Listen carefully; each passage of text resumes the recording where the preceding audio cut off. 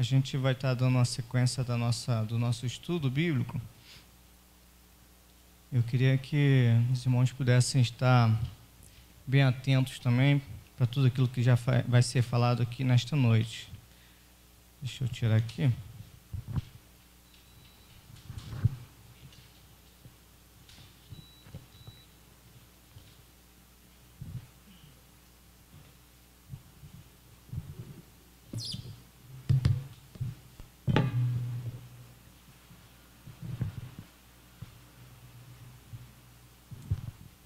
Acharam, irmãos? Esse texto aí de Lucas capítulo 2, versículo 6, a gente vai ler até o versículo 20. Diz assim a palavra do Senhor: E aconteceu naqueles dias que saiu um decreto da parte de César Augusto para que todo mundo se alistasse. Este primeiro alistamento foi feito sendo Cirênio o presidente da Síria. E todos iam alistar-se, cada um à sua própria cidade. E subiu também José da Galiléia, da cidade de Nazaré, a Judéia, a cidade de Davi, chamada Belém, porque era da casa e família de Davi, a fim de alistar-se com Maria, sua mulher, que estava grávida. E aconteceu que, estando eles ali, se cumpriram os dias em que ela havia de dar à luz. E deu à luz a seu filho primogênito, e envolveu-o em panos, e deitou-o numa manjedoura, porque não havia lugar para eles na estalagem. Eu li o versículo 7, versículo 8. Havia naquela mesma comarca pastores que estavam no campo e guardavam durante as vigílias da noite o seu rebanho. E eis que o anjo do Senhor veio sobre eles, e a glória do Senhor os cercou de esplendor. E tiveram grande temor. E o anjo lhe disse: Não temais, porque eis aqui vos trago novas de grande alegria, que será para todo o povo. Porque na cidade de Davi vos nasceu hoje o Salvador, que é Cristo o Senhor. E isto vos será por sinal: achareis o menino envolto em panos e deitado numa manjedoura. E no mesmo instante apareceu com o anjo uma multidão dos exércitos celestiais, louvando a Deus e dizendo: Glória a Deus nas alturas, paz na terra, boa vontade para com os homens. E aconteceu que, ausentando-se deles os anjos para o céu, disseram os pastores um aos outros: Vamos, pois, até Belém, e vejamos isto que aconteceu e que o Senhor nos fez saber. E foram apressadamente, e acharam Maria e José e o menino deitado na manjedoura. E vendo-o, divulgaram a palavra que acerca do menino lhes fora dito. E todos que ouviram se maravilhavam do que os pastores lhes diziam. Mas Maria guardava todas essas coisas, conferindo-as em seu coração. E voltaram os pastores, glorificando e louvando a Deus por tudo o que tinham visto e ouvido, como lhes havia sido dito. Esse é o texto que a gente faz a abertura do nosso estudo nesta noite. Vamos ir ao Senhor mais uma vez com uma palavra de oração. Peço que vocês também possam clamar ao Senhor para que a gente possa ter alguma iluminação do Espírito sobre nós, sobre tudo aquilo que a gente pretende falar, né? Que o Senhor nos dê graça e edificação para todos nós. Vamos orar então? Ó Deus, nós te agradecemos pela tua infinita bondade sobre nós. Te agradecemos por este dia que o Senhor tem nos dado. Eu lhe agradeço, a Deus, por todos que aqui estão neste local para escutar a tua palavra. Peço que o Senhor nos ajude, ó Pai, nesta passagem, nestas ministrações, que o Senhor fale conosco, que o Senhor nos abençoe. Este é o nosso pedido ao Senhor, contando com a ajuda e auxílio do Teu Santo Espírito. No nome de Jesus nós te oramos. Amém. Irmãos, nós estamos nesta série, né, que tem por título A História por Trás da História, o período que vai da criação à glorificação. Toda a história bíblica, né? E hoje nós iremos falar sobre as boas novas, né? O Verbo se fez carne, Não sei se dá para os irmãos perceberem esse tema aí, devido à claridade, mas é esse tema que a gente vai tentar abordar hoje. Eu peço que os irmãos fiquem bem à vontade também para, caso queira comentar alguma coisa, mas o fato é que a gente precisa prestar atenção, porque este assunto também é muito delicado e muito profundo demais, né? Eu sei que a minha capacidade em comparação a esse tema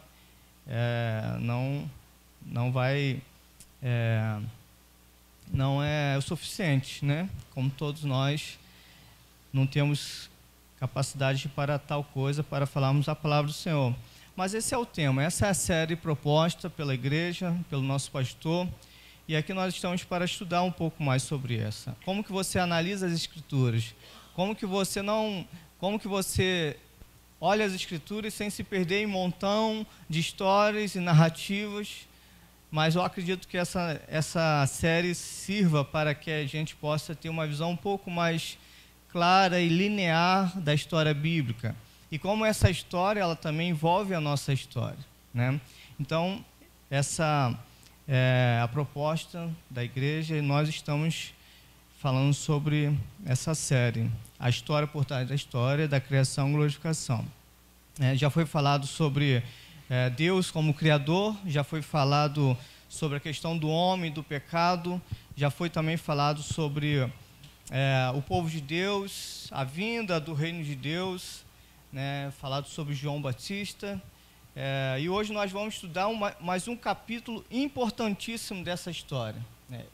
Esse capítulo é chave, né, porque todas as escrituras apontavam para este dia, né, porque toda a escritura estava amarrada neste ponto, né? Que ponto é? O ponto das boas novas, em que o verbo, Deus, na pessoa do seu Filho Jesus, iria vir a este mundo, né? Agora nós chegamos no ponto crucial da história bíblica, um tempo aguardado por todas as eras, por centenas de anos, né? Tempo este que, quando se cumpriu, que a gente vai ver, até os seres angelicais ficaram perplexos, espantados,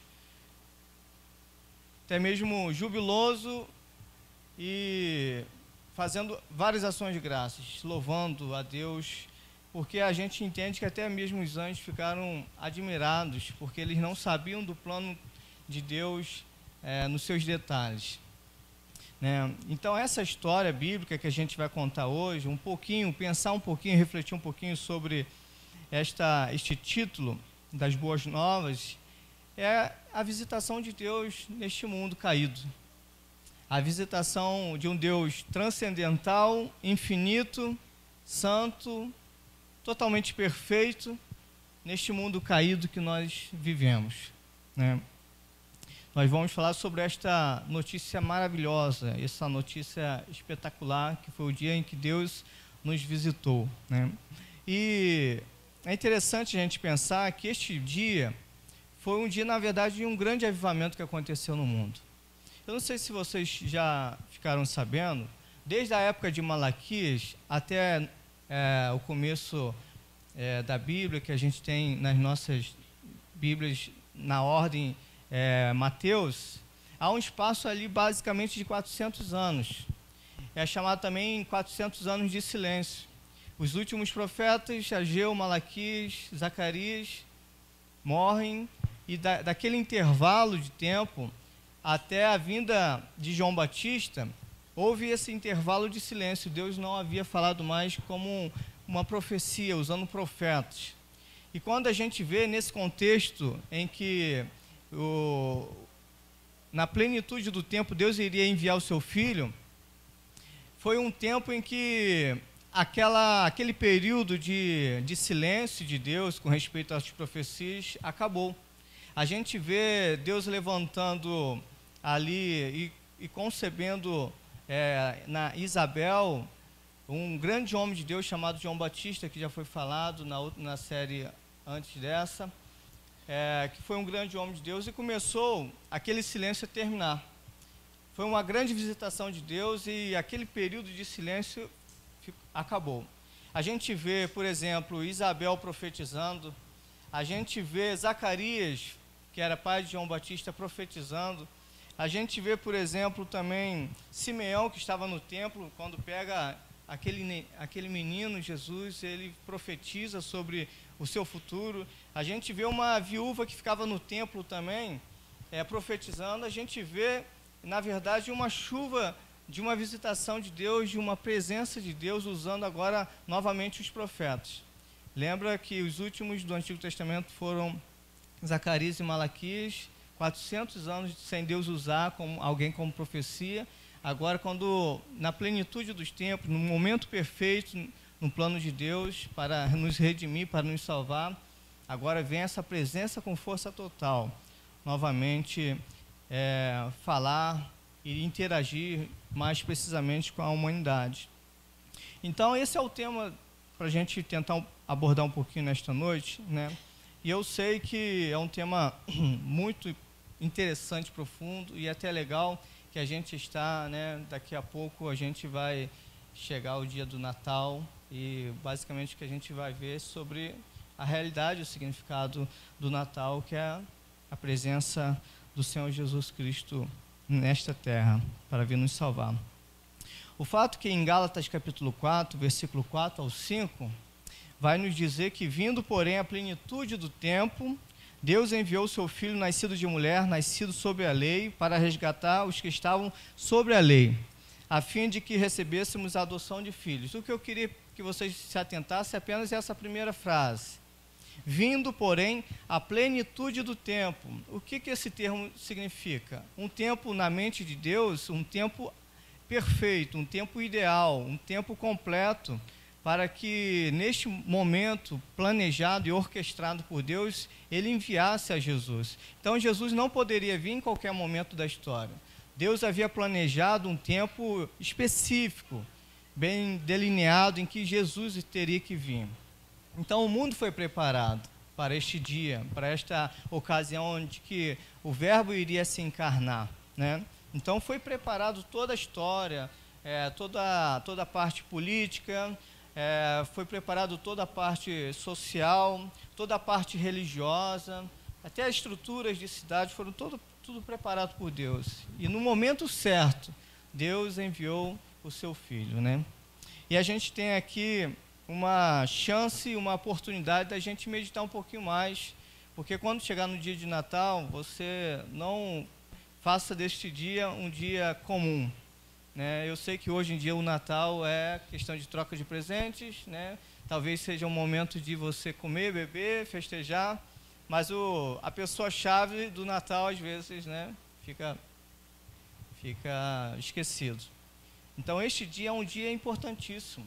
Esse dia marcou a história da humanidade, que a gente percebe que existe antes de Cristo e depois de Cristo. A Bíblia fala sobre este importante dia, né? O Antigo Testamento todo apontava para este dia, e o Novo Testamento faz-nos retornar a este dia.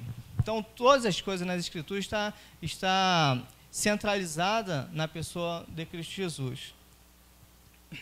Tem um texto que eu gosto muito, e eu vejo a grandeza deste tema, porque é um mistério profundo essa questão da encarnação do Verbo.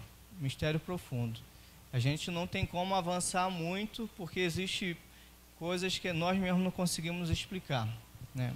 E onde a gente não consegue explicar, porque as Escrituras não explicam, a gente para e se concentra naquilo que as Escrituras nos falam.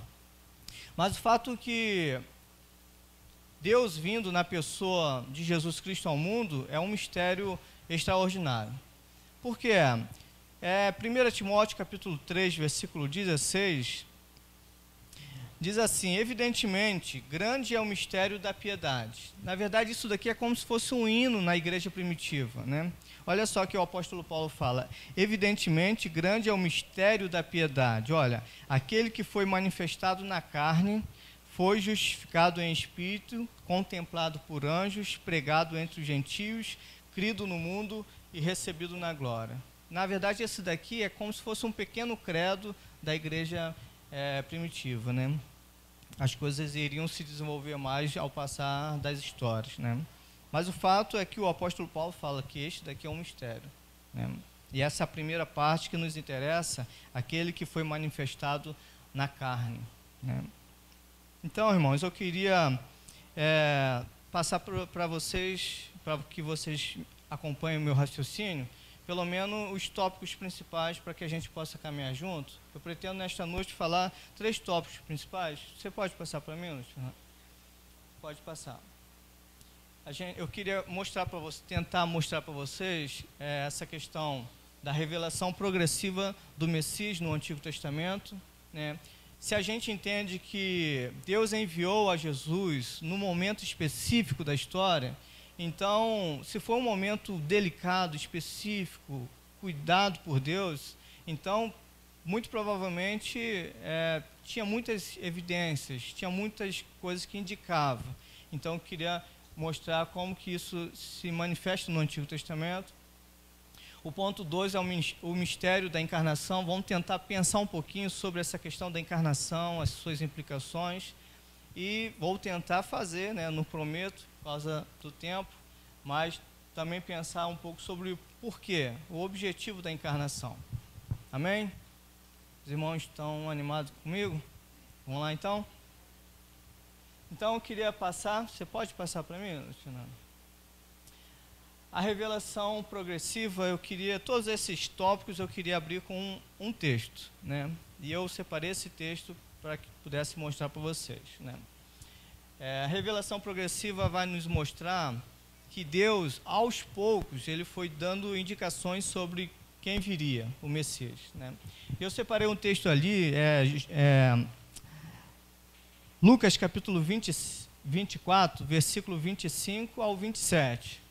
Eu vou mostrar para vocês o contexto. Jesus já tinha ressuscitado, ele está caminhando com 2 discípulos, conversando sobre o que tinha acontecido em Jerusalém, e aqueles 2 discípulos não reconhecem que Jesus já estava ressuscitado no novo corpo, e eles pensam que Jesus era um forasteiro, alguém, né, alguém que não estava ciente da história, do que estava acontecendo em Jerusalém, do grande acontecimento em Jerusalém, que foi a morte de Cristo. No decorrer da história, da conversa, Jesus fala para eles esses versículos aqui, ó. Então lhes disse Jesus: ó nécios e tardos de coração, para crer tudo o que os profetas disseram. Porventura não convinha que o Cristo padecesse e entrasse na sua glória? E começando por Moisés, discorrendo por todos os profetas, expunha-lhes o que a seu respeito constava em toda a Escritura. Jesus conversa com esses homens e tenta mostrar para eles que o que aconteceu do Cristo padecer e depois ir para a glória já estava registrado nas Escrituras. E é interessante essa palavra, Cristo expunha, ele parece que pega o Antigo Testamento e mostra para eles. E ele vai falar que, começando por Moisés, discorrendo por todos os profetas. Na verdade, era a Bíblia hebraica, né? Tinha a parte da lei, escritos de Moisés, depois tinha uma grande parte, outra seção grande da Bíblia hebraica, que eram os profetas, né?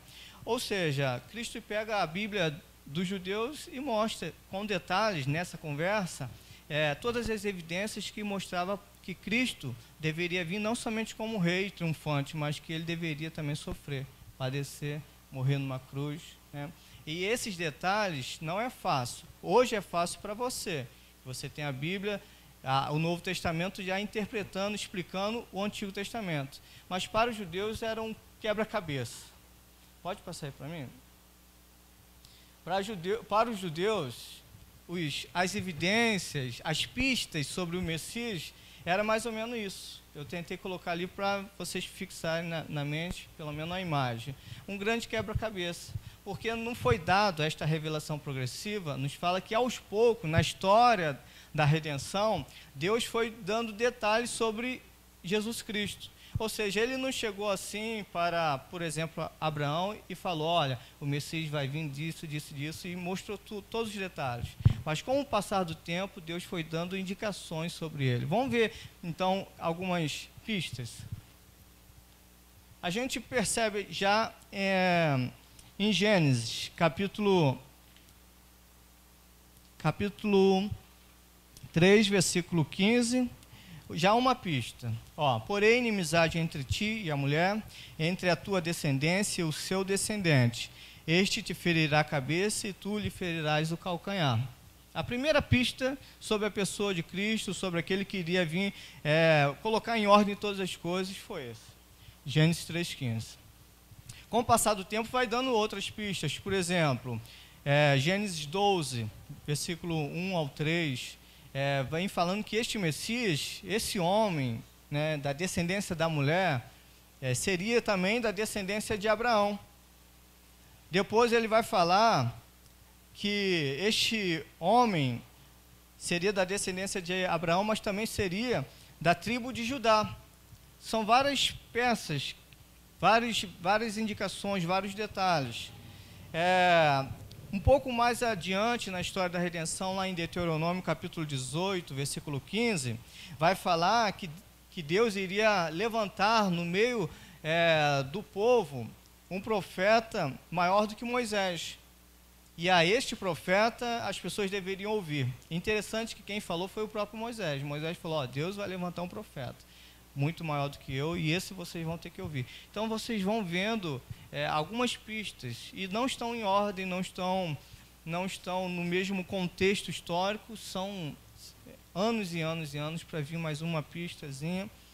Não somente isso, mas em 2 Samuel, por exemplo, capítulo 7, versículo 12 ao 15, vai falar que este homem da descendência, né, da mulher, também seria o filho de Davi, herdeiro do trono de Davi, né? Não somente isso, mas vai dando mais outra pista. Qual é a pista? Que este descendente da mulher nasceria também de uma virgem. Isaías capítulo 7, versículo 17. Outro detalhe interessantíssimo, que em Miqueias diz, capítulo 5, versículo 2, que nasceria em Belém. E vai tendo vários detalhes a mais, né? Olha só. Isaías, por exemplo, capítulo 9, versículo 6 ao 7, vai falar que ele também seria um rei, né? Isaías 53, que todo o capítulo vai falar, vai mostrar que este rei também seria um servo sofredor. Eu acho que esses dois detalhes que foi difícil montar nesse quebra-cabeça. Eu penso que quando os judeus começaram a tentar juntar as peças, essas peças aqui não se encaixavam. Como que pode ser um rei e também como que pode ser uma pessoa que vai sofrer? Muito difícil. Hoje em dia nós entendemos, mas para aquela época, eu acho que essas mensagens, essas pistas estavam todas meio que fora do lugar. É igual montar um quebra-cabeça, você às vezes bota a peça no lugar errado. E se você bota a peça no lugar errado, o que você faz com a imagem que você deve ser formado? Fica embaralhado, você não consegue perceber, né?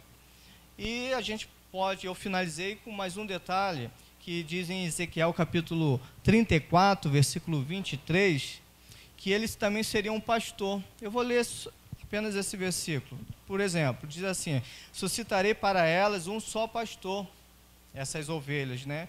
E ele as apacentará. O meu servo Davi, que é dessa linhagem, né, de Davi, é que as apacentará. Ele lhes servirá de pastor. Eu, o Senhor, lhes serei por Deus, e o meu servo Davi será príncipe no meio delas. Eu, o Senhor, o disse, né? Então, todos esses detalhes, que ele viria da semente da mulher, viria da descendência de Abraão, da família de Davi, da tribo de Judá, isso tudo era um grande quebra-cabeça, né? Mas todos esses detalhes serviriam para nos mostrar quem é a pessoa, né? E nós sabemos bem quem é essa pessoa, né? Pode passar aí para mim. Nosso amado Senhor Jesus Cristo, né? Mas vocês entenderam essa primeira parte? Como todo o Antigo Testamento dava indícios sobre a pessoa de Cristo Jesus? Toda a história, todo o Antigo Testamento, na verdade, apontava para este grande dia, né? O dia em que Cristo Jesus iria vir, né? Como ficaria? Um rei, uma pessoa que sofre, uma pessoa que nasce em Belém. Lembra quando Jesus nasceu, quando os reis vieram, os reis magos vieram para levar presente. Quando Herodes ficou sabendo, ele consultou aonde que deve ser, onde que o Messias viria. O que falaram para ele? Eles consultaram lá no almanaque, né? E perceberam que era de Belém. Então você percebe que eles ficavam nessa expectativa messiânica muito grande, né? Quando virá? Quando virá? E a ironia é que quando veio, né, não reconheceram. João capítulo 1 vai falar muito bem sobre isso, né? Ele veio para o que eram os seus, mas os seus não receberam. Mas a todos quanto receberam, aí entra a gente, né? Deus deu-lhes o poder de se tornarem filhos de Deus, né? Mas essa primeira parte eu achei interessante mostrar para vocês como que a vinda de Cristo Jesus foi anunciada desde sempre, desde o primeiro pecado, mostrando que viria que iria colocar as coisas no lugar, queria desfazer todo o pecado, todo o efeito da maldição, iria restaurar um povo, iria salvar um povo, né? E agora eu queria, irmãos, também pensar com vocês sobre este nosso segundo ponto aí, que é o mistério da encarnação, né? Aí eu queria ler com vocês esse texto que está aí, João capítulo 1, versículo 1 ao 2, e João capítulo 1, versículo 14.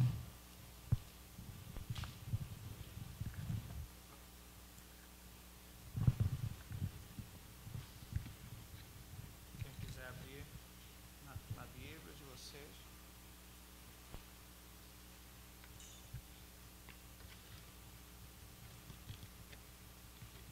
Esse é um texto fabuloso, né?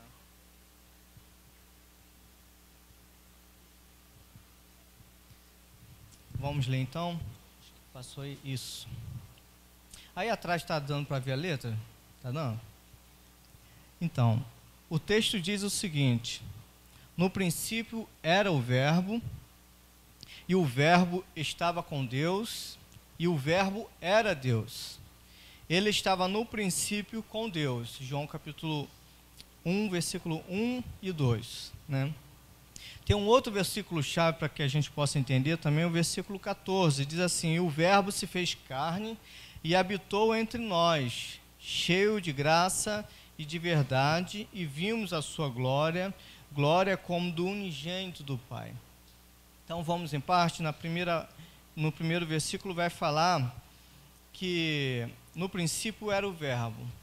João pega essa expressão da filosofia Logos, né, que era a autoexpressão de Deus. Era uma razão por trás de tudo isso. Os filósofos sempre entendiam que por trás de tudo aquilo que a gente vê, existe uma ordem, uma lógica, uma expressão.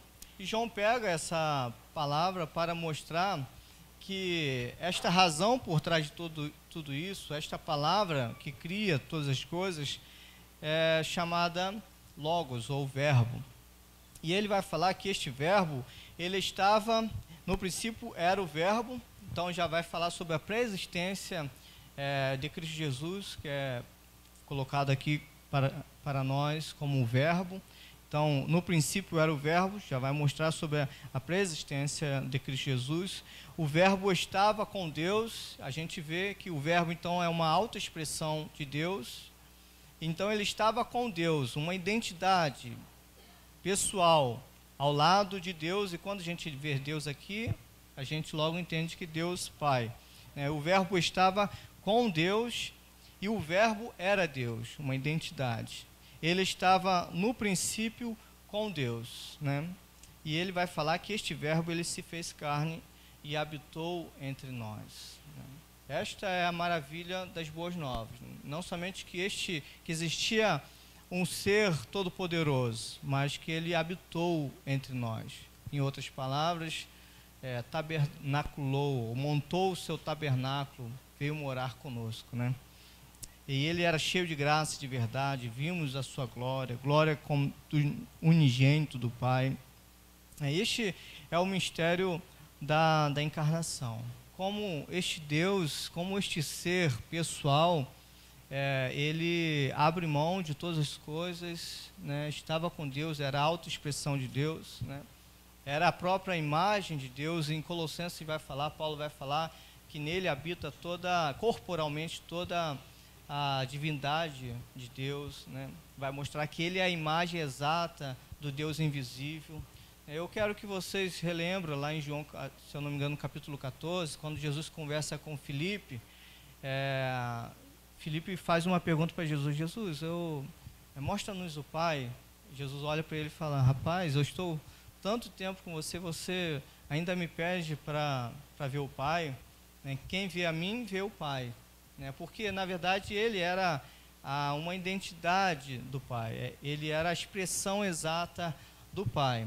Agora, você não consegue ver o Pai, você não consegue ver a Deus, porque Deus é um ser inacessível, Deus é um ser até mesmo invisível, você não consegue ver. Mas quando este verbo, ele se encarna, agora você pode vê-lo, né? Na sua forma, na sua essência, né? Você pode ver o próprio Deus, né? Você pode contemplar a própria divindade, né? Mas como contemplar a divindade naquele judeu do primeiro século? Com aquela aparência de judeu do primeiro século. Fisionomia humana, estatura humana, fala humana, tão humano que as pessoas teve dificuldade de entender que ele, na verdade, era um ser divino. As pessoas falavam: esse daí você está falando que é Deus? É o filho de José, o carpinteiro. Então a humanidade de Cristo foi tão real que as pessoas tinham dificuldade de pensar que ele tinha alguma coisa a mais do que um homem, né? Mas a gente percebe que ele abriu mão de sua glória para se manifestar entre nós. Neste mundo de pecado, neste mundo de sofrimento, neste mundo de doença, ele veio para se identificar conosco. Eu quero que você perceba, então, a importância da questão da encarnação deste verbo, né? E eu queria pensar com vocês o que esta doutrina da encarnação diz e o que ela também não diz. Vamos tentar caminhar mais um pouco? Uma das coisas que ela diz é que a gente deve se atentar por esta grande doutrina, que é a doutrina da Trindade. Irmãos, eu estou certo que ninguém pode se considerar um cristão verdadeiro, genuíno, se não acredita na Trindade. Porque isso compromete toda a doutrina da redenção, o plano de redenção. A gente precisa entender que existe o Pai, existe o Filho e existe o Espírito Santo. 3 pessoas distintas, porém com uma mesma essência. Apenas um Deus, Pai, na figura do Pai, Filho e Espírito Santo, mas são 3 pessoas distintas. Se a gente não entender bem isso, a gente complica as coisas e a gente não consegue perceber a maravilha que a Bíblia tenta nos mostrar. Eu sei que isso daí, às vezes, é um conhecimento muito profundo, né? Eu lembro de uma frase falada por um teólogo que fala assim: tente, sobre a Trindade, tente explicá-la e perderá a sua mente, tente negá-la e perderá a sua alma, porque é uma doutrina realmente profunda demais. A gente não consegue, a gente chega num limite e que a gente não consegue nem comparar. Todas as nossas comparações com respeito à Trindade não cabem, ainda são bem falhas ainda, porque é um mistério tremendo, juntamente com essa questão da encarnação, né? Então é importante a gente entender, né, que Deus são 3 pessoas diferentes: Deus Pai, Deus Filho e Deus Espírito Santo. E quem veio ao mundo não foi o Pai. Quem veio ao mundo foi a segunda pessoa da Trindade, Jesus Cristo. A gente precisa se concentrar nisso para que todas as coisas façam sentido, né? Um outro detalhe que a gente precisa entender, que não foi o Deus eterno e trino que tornou-se carne, foi a segunda pessoa no Deus trino que tornou-se carne, né? Por que eu estou falando isso?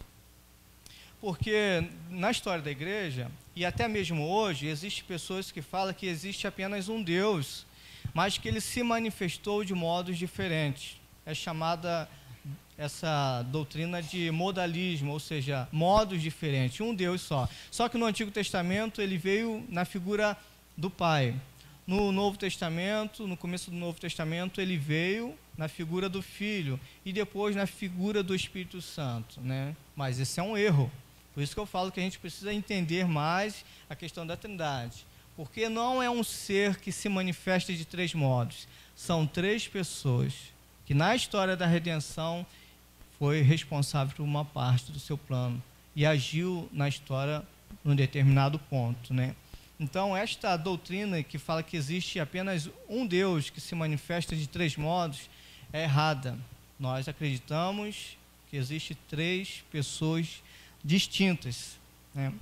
Mais um pouco, para a gente compreender um pouquinho mais, a doutrina da encarnação não diz que foi apenas uma aparência ou forma que foi tomada por ele, Jesus Cristo, né?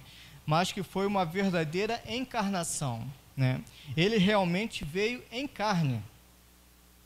Ele verdadeiramente veio em carne. Se você analisar as epístolas de João, o Evangelho de João já vai falar muito sobre isso. Nas epístolas também. Lembra de uma frase que João diz na epístola? Todo aquele que nega que Jesus Cristo veio em carne é o espírito do anticristo. Por quê? Por que Cristo Jesus, por que nós temos que defender a carne de Jesus, o corpo físico de Jesus, né? Esse é o terceiro tópico que a gente precisa mostrar. Mas existia uma heresia que abalou demais a igreja, que foi chamada gnosticismo. Eles acreditavam no seguinte: tinha uma doutrina dentro do gnosticismo que se chamava docetismo, que eles falavam o seguinte: Cristo Jesus, ele aparentava ser humano, ser um ser humano, mas ele não era, na verdade, né? Por exemplo, se ele andasse na praia, não deixaria pegadas. Era mais ou menos alguns entendimentos assim, né? Outros pensavam um pouquinho diferente.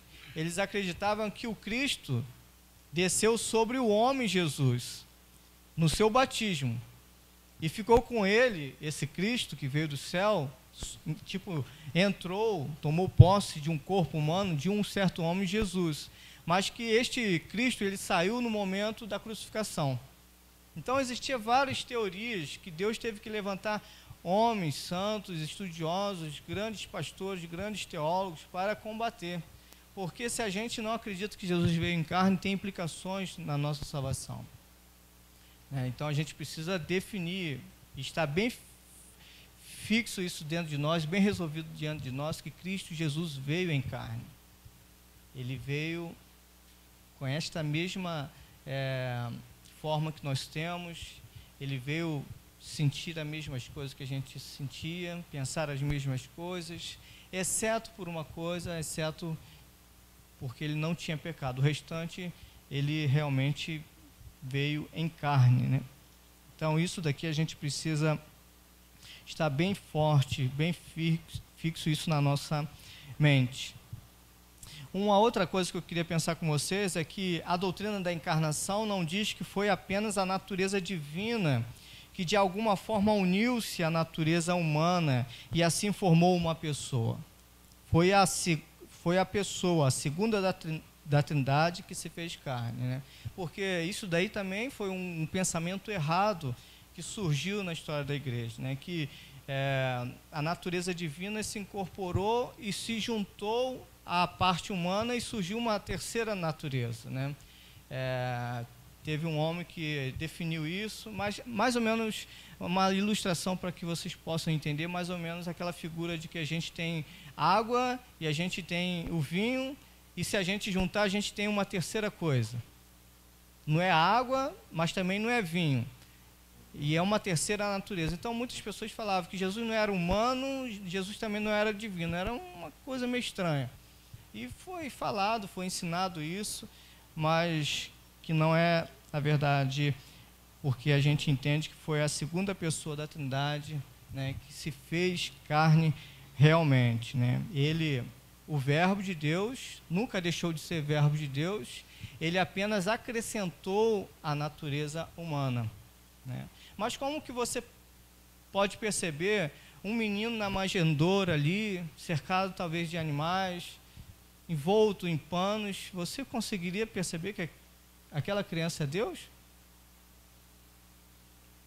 Dificilmente a gente conseguiria entender que aquele ser que estava ali sob proteção de alguém, precisava de ser amamentado, cuidado, era o próprio Deus, né?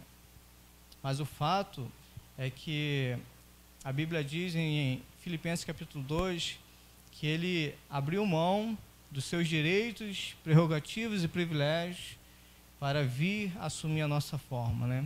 Assumir a nossa vida e morrer por nós, né? Esse texto também é um texto muito importante, né, das Escrituras, Filipenses capítulo 2.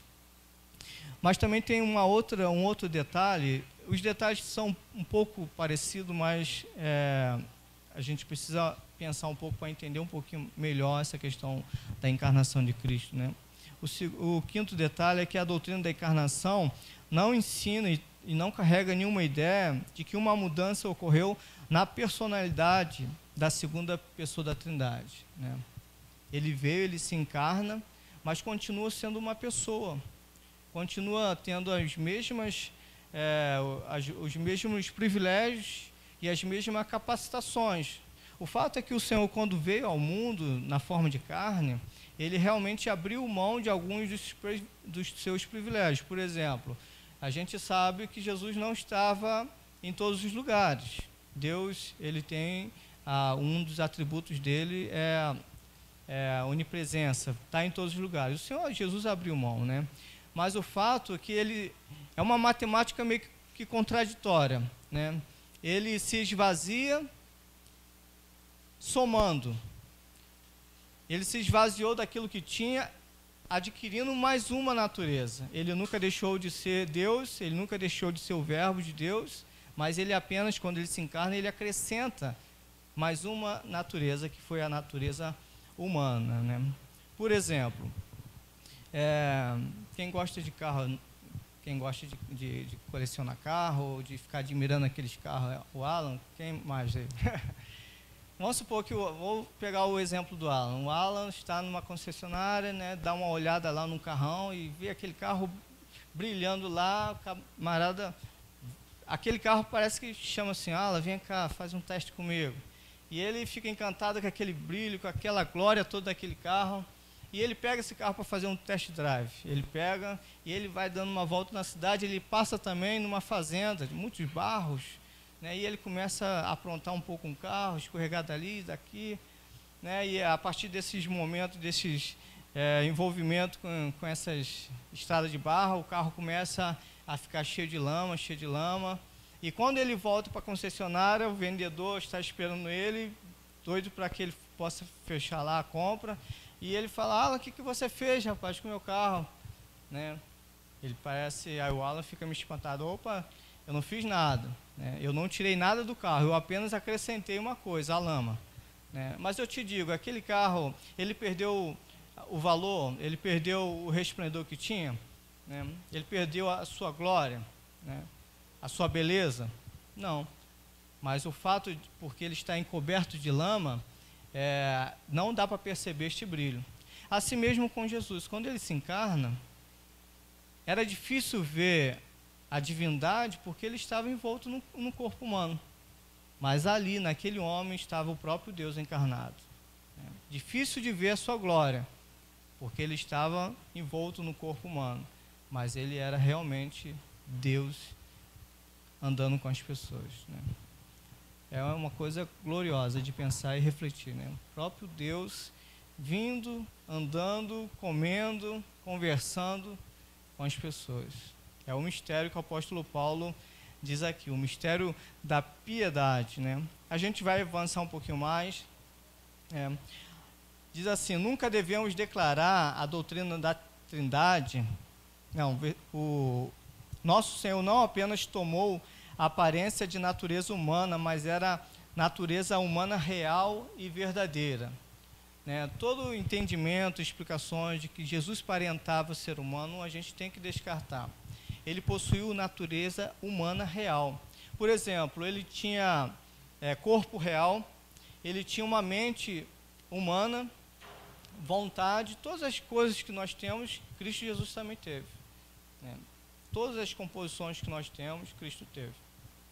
Por que eu falo isso? Porque tinha uma outra heresia, um outro engano, que a gente pode comparar assim a questão do envelope e da carta. Existe o envelope e tem a questão da carta dentro do envelope. As pessoas falavam assim, né, Jesus, né, o seu corpo foi colocado um Deus dentro dele, né? Mas o fato é que essas duas visões dá a ideia de que não é 100% homem, mas também não é 100% Deus. É tipo uma incorporação, né? E a gente precisa entender que não é isso que a doutrina da Trindade nos diz. Por exemplo, na Bíblia vai falar sobre algumas manifestações divinas ou angelicais na história. A gente percebe que é chamada teofania, né? Alguns seres angelicais, ou o próprio Senhor Jesus, no Antigo Testamento, ele se encarna, mas neste momento, ele toma forma, melhor dizendo. Neste momento, ele toma uma forma humana, mas não adquire uma natureza humana, né? Na encarnação é diferente. O próprio Senhor Jesus, o Verbo de Deus, ele realmente toma forma e natureza humana. Não somente forma, mas assume uma natureza humana, uma mente humana, uma alma humana. Para quem acredita no corpo e alma, ou para aqueles que acreditam corpo, alma e espírito, Jesus teve corpo, alma e espírito, todas as composições que nós temos humanas, né? E um pouco mais adiante, a gente percebe outra coisa. A doutrina da encarnação afirma que nosso Senhor tomou para si uma natureza humana integral e completa. Não era apenas parcial, era completa. Tudo aquilo que você tem, Jesus Cristo também teve, né? Porque talvez essa seja a desculpa de falar assim, Jesus Cristo venceu porque ele era Deus. Mas a gente precisa entender que ele era realmente um homem. Foi tentado, foi pressionado, chorou, sentiu fome, sentiu angústia, sentiu sono. Tudo aquilo que a gente pode sentir, tanto no corpo quanto na alma, angústias que o Senhor teve profundas, de acordo com, se eu não me engano, com Lucas, fala que no Getsemane ele teve um estresse tão grande que tinha gotas de sangue saindo dos seus poros devido à sua angústia. Então foi realmente humano. Todo o entendimento que fala que Jesus teve alguma facilidade porque ele era Deus, a gente precisa ter cuidado, porque ele era homem 100%. Eu sei que é difícil a gente entender essa parte, mas a gente precisa manter o mistério intacto, né? E para a gente pensar mais um pouco, ele tomou a natureza humana e real da Virgem Maria, né? De uma forma que ele era o Verbo, o Filho de Deus, né? Porque ele era o próprio Deus, o próprio Filho de Deus, tinha a sua divindade, mas na questão de que da sua humanidade, a sua humanidade derivou realmente de Maria. Então a gente vê que Jesus é Filho de Deus através da sua divindade e filho e como homem, porque ele também surgiu de Maria, né? Por que é importante pensar sobre isso, né? O fato é que na Igreja Católica eles acreditam que a Maria ela é chamada imaculada, né? Que não teve pecado, né? O fato é que num milagre extraordinário de Deus, o Senhor Jesus teve ali a sua vida poupada. Ele nasceu de um ventre de uma mulher, mas de uma maneira sobrenatural, não teve contaminação do pecado, né? Nasceu de uma mulher, mas não passou para ele nenhum pecado. Por isso que lá em Gênesis 3,15 fala a descendência, a semente da mulher. Por quê? É uma indicação de que seria um milagre, né? Porque a gente sabe que o homem tem semente, que a gente entende da palavra sêmen, né? Somente o homem tem isso, né? Mas já mostrava que Jesus Cristo viria de um nascimento sobrenatural, né? Ele veio como homem e como Deus a este mundo. Na sua parte humana, ele adquiriu de Maria, né? E eu queria mostrar para vocês apenas um resumo de tantos debates que teve. Os primeiros séculos da igreja cristã foi um século muito complicado e tumultuado, e muitos debates sobre a pessoa de Cristo Jesus. Hoje em dia você talvez nem liga para pensar sobre isso, mas eu quero te dizer o seguinte: isso daí é uma coisa fundamental. Se você erra no seu entendimento de quem é Cristo Jesus, né, você está colocando até mesmo a salvação sua em questão. É importante entender quem foi Cristo Jesus. Os primeiros pais da igreja pensaram, refletiram e tentaram definir muito bem sobre a questão de quem é Jesus, né? E teve um concílio de Calcedônia que tentou mostrar como que esse mistério ele se mantém. Ele não explica, ele só fala o seguinte: o que não é. Talvez as pessoas falem que isso daqui não é uma boa definição, mas é uma boa definição sim, porque pelo menos as heresias vai ser descartadas, né? Mas a gente mantém ainda o mistério da encarnação.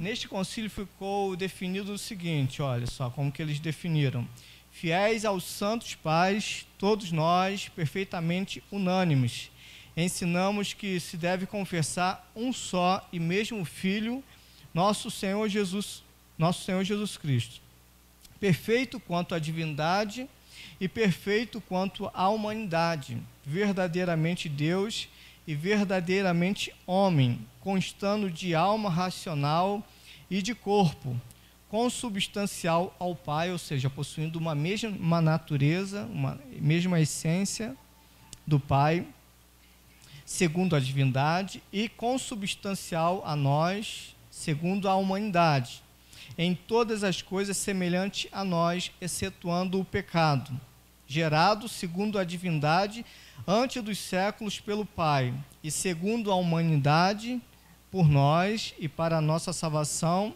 gerado da Virgem Maria, Mãe de Deus, um só e mesmo Cristo, Filho, Senhor, unigênito, que se deve confessar em duas naturezas inconfundíveis e imutáveis, conseparáveis, indivisíveis. A distinção de natureza de modo algum é anulada pela união, mas, pelo contrário, as propriedades de cada natureza permanecem intactas, concorrendo para formar uma só pessoa e subsistência, não dividido ou separado em duas pessoas, mas um só e o mesmo Filho unigênito, Deus, Verbo, Jesus Cristo, Senhor, conforme os profetas outrora ao seu respeito testemunharam, e o mesmo Jesus Cristo nos ensinou e o credo dos pais nos transmitiu. Este é o concílio de Calcedônia, né? Ele tenta manter ainda numa só pessoa duas naturezas. Ele é 100% Deus e é 100% homem. É nisso que a gente precisa se definir e manter, né? Como Deus e como homem. Não houve mistura nas suas naturezas, não foi 70% um, 30% outro, foi apenas uma pessoa com duas naturezas, né? Então, a gente viu aí esse mistério que a gente não consegue explicar, é um mistério realmente, e a gente vai até onde que a gente pode, mas explicar detalhadamente é complicado, né? Mas este é o grande mistério que a gente talvez entenda quando a gente estiver juntamente com o Senhor Jesus, como todos os outros mistérios, né? Por exemplo, da Trindade, né? Então vamos avançar para o terceiro tópico e último tópico, sobre o objetivo da encarnação. Por que que Jesus Cristo teve que vir como homem? Por que que houve essa necessidade? Faço uma pergunta para os irmãos. Se Jesus Cristo viesse, né, a gente sabe que Jesus começou o seu ministério, né, ficou pouco tempo com seus discípulos, mas se ele viesse, né, se Deus pensasse de uma outra forma, ele viesse aos 30 anos de idade, já um homem maduro, aparecesse na terra, né, e fizesse alguma obra, e fizesse alguns milagres, e até mesmo fosse morto e ressuscitasse, que implicações isso teria para as nossas vidas, para a nossa salvação? É uma pergunta interessante. Por que que ele teve que nascer, percorrer todas as faixas etárias, neném, na infância, na adolescência? Por que que ele teve que passar por este período todo, né? É o que a gente vai tentar perceber agora, né? Mas eu queria mostrar um versículo. Tem um versículo que eu não coloquei aqui. Por exemplo, Mateus capítulo 1, versículo 20 ao 21 diz assim: enquanto ponderava nessas coisas, eis que lhe apareceu em sonho um anjo do Senhor, dizendo: José, filho de Davi, não temas receber Maria, tua mulher, porque o que nela foi gerado é do Espírito Santo. Ela dará à luz um filho e lhe porás o nome de Jesus, porque ele salvará o seu povo dos pecados deles. Não sei se vocês sabem o nome de Jesus, é uma forma... É um outro nome dado, né? No Antigo Testamento, na forma hebraica, significa Josué, e na forma grega significa Jesus. É o mesmo título, mas Jesus significa Jeová salva, o Deus salva, né? E ele salva por qual finalidade? Aqui mesmo diz, porque ele salvará o seu povo dos pecados deles, né? Essa foi o objetivo principal de Jesus Cristo ter vindo como homem, né? Mas tem um outro termo, texto que eu coloquei para vocês aí. Agora pode colocar para mim? Isso, de Hebreus capítulo 2, versículo 14 ao 17. Presta atenção no que diz esse versículo. Olha: visto, pois, que os filhos têm participação comum de carne e sangue, destes também ele igualmente participou, para que por sua morte destruísse aquele que tem o poder da morte, a saber, o diabo, e livrasse todos que, pelo pavor da morte, estava sujeito à escravidão por toda a vida. Pois ele, evidentemente, não socorre anjos, mas socorre a descendência de Abraão.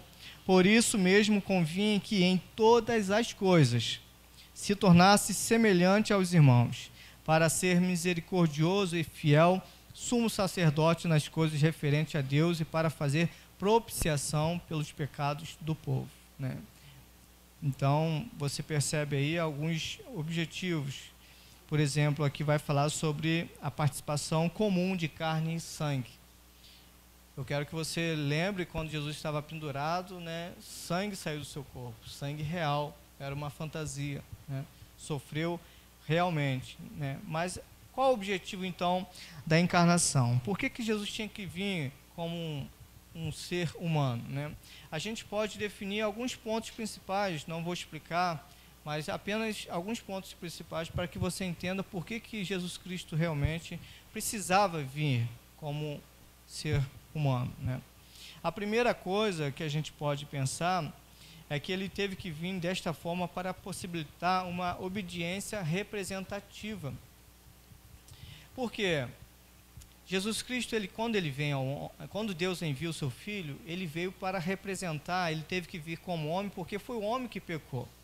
Foi o homem que transgrediu as ordens de Deus, as leis de Deus, os mandamentos de Deus. Então, Jesus Cristo, ele vem assumir a sua vida, a vida de todos os homens, representando o ser humano. Na verdade, as Escrituras toda a Escritura, ela define a história em dois homens. Eu acho que você bem sabe quais são esses dois homens.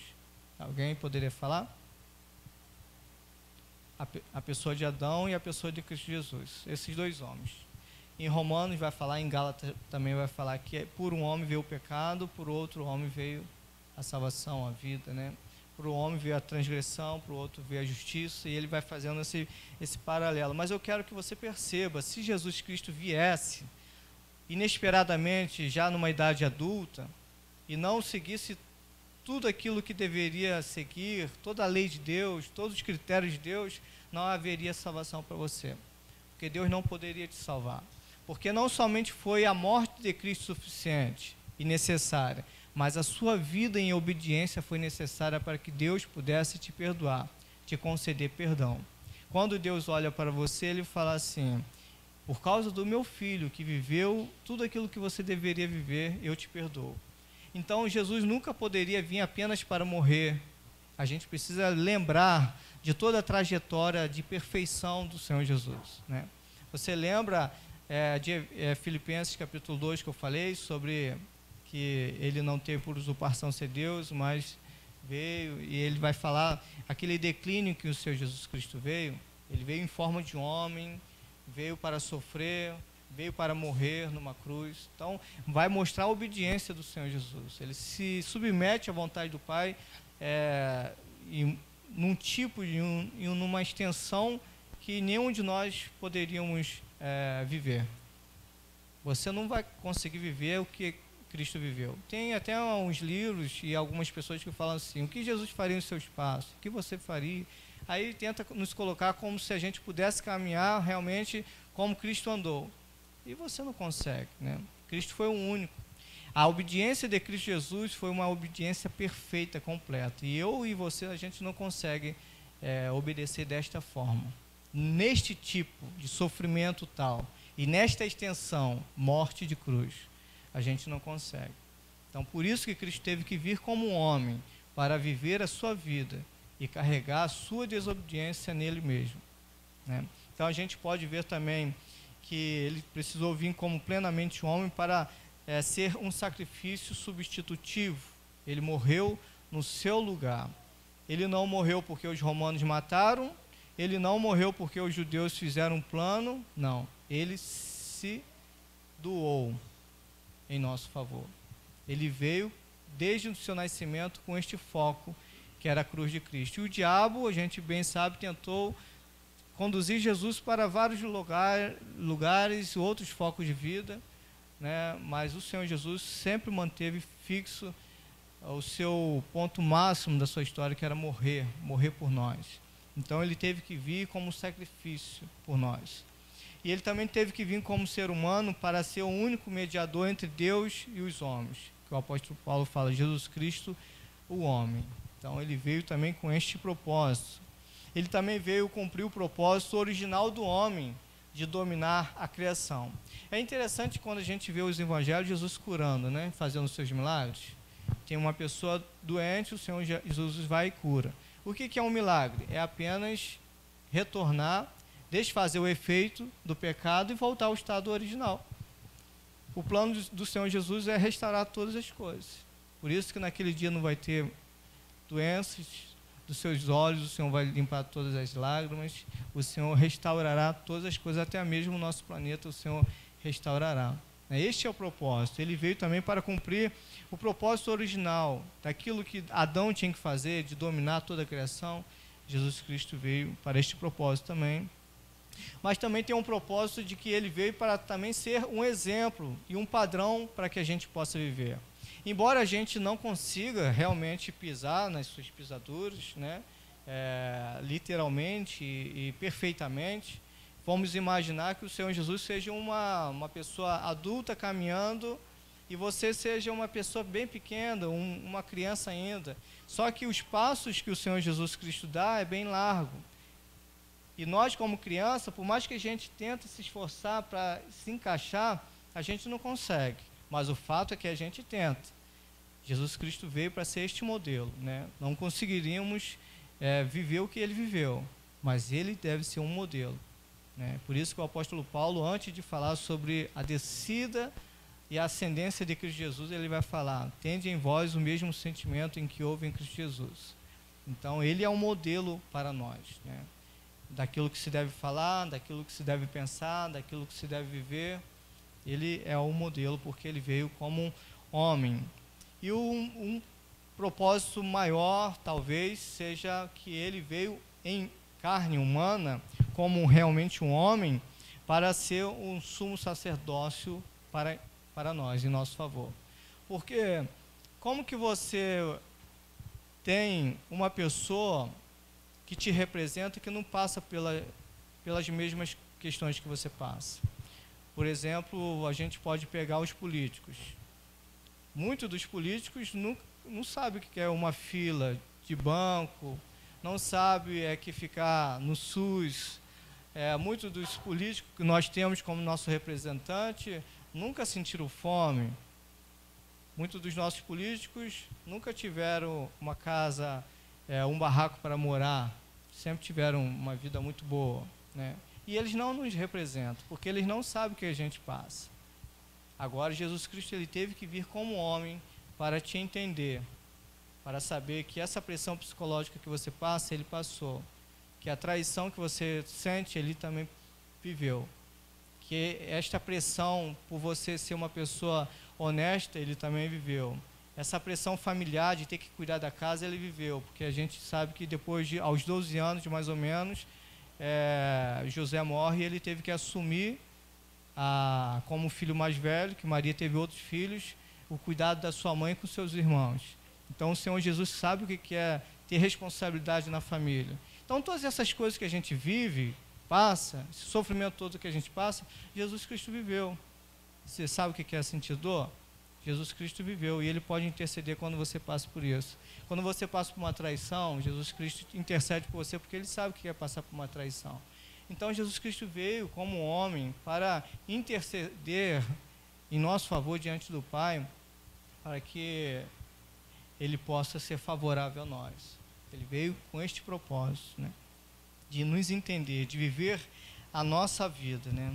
E eu quero concluir aqui, irmãos, com um texto de Atos fabuloso, Atos capítulo 20, versículo 18, que diz assim, olha, ele estava conversando com os presbíteros, ele sabia que ele seria levado para Jerusalém, talvez de Jerusalém para Roma, aquela coisa toda. Ele sabia que provavelmente não iria ver mais aqueles presbíteros da igreja, talvez seria os últimos momentos que ele estava com os presbíteros, e ele dá um conselho para os presbíteros que tem um detalhe muito interessante aqui sobre a vida de Cristo. Ele vai falar assim: atendei por vós e por todo o rebanho sobre o qual o Espírito Santo vos constituiu bispos, para pastoreardes a igreja de Deus. Olha só essa outra parte, a qual ele comprou com o seu próprio sangue.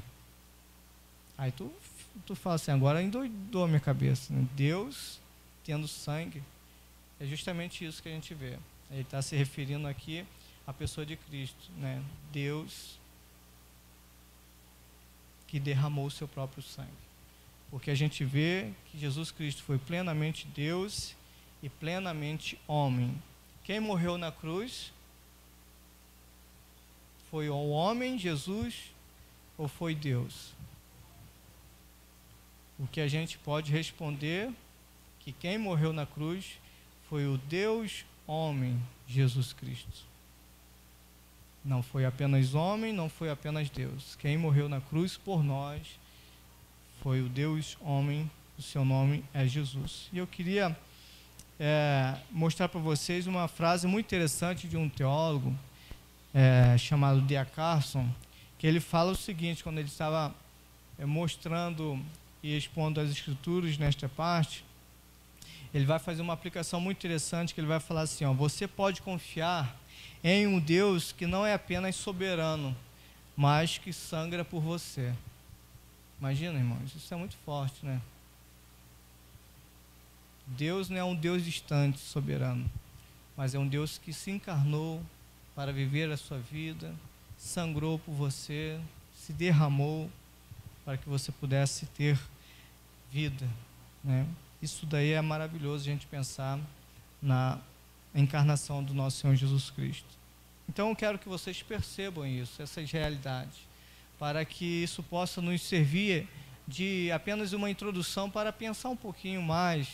Porque, irmãos, a gente está num contexto histórico, uma sociedade tão rasa, tão superficial. Ninguém quer pensar em coisas profundas. As pessoas querem ficar no Facebook, as pessoas querem ficar nas mídias sociais, as pessoas querem ter conversas bobas. Muitos dos jovens perdem a sua vida gastando com coisas fúteis. E a gente está numa sociedade que a gente não pensa mais com profundidade nas coisas. E aqui está um tema que a gente pode cavar, e a gente pode reter muitas coisas. E que esse estudo seja apenas uma introdução para que você possa pensar um pouquinho mais sobre este grande mistério, essas boas novas em que o Verbo ele se fez carne e habitou entre nós. Eu quero que vocês percebam que tudo isso não aconteceu apenas como um fenômeno, né, alguma coisa assim extraordinária, mas eu quero que vocês percebam que o Verbo ele se fez carne para que eu e você fôssemos salvos, para que eu e você tivéssemos nossos pecados perdoados por causa da vida perfeita deste Deus que veio a este mundo de pecado e de horror viver a nossa vida. Como o pastor Martin Lloyd Jones, que eu gosto muito, ele falou: o Filho de Deus se tornou o Filho do homem para que filhos do homem se tornassem filhos de Deus, né? É uma inversão muito grande, né?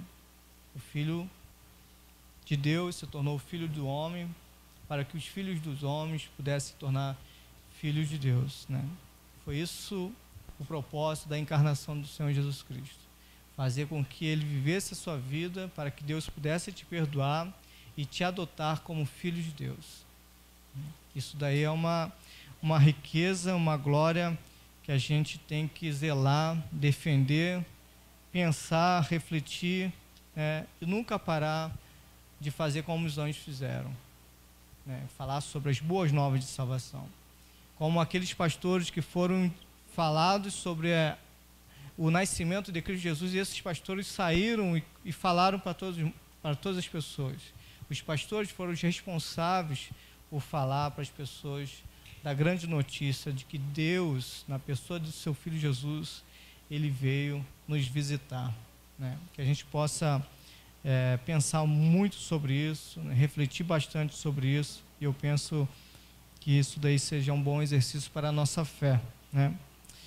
Então, nós chegamos ao final desse estudo, queridos. Eu agradeço a atenção de vocês, tá?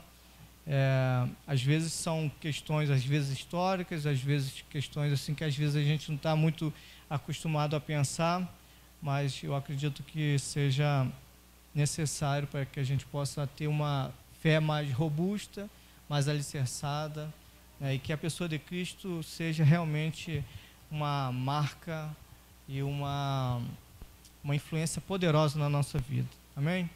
A gente pode orar mais uma vez? Vamos fechar nossos olhos.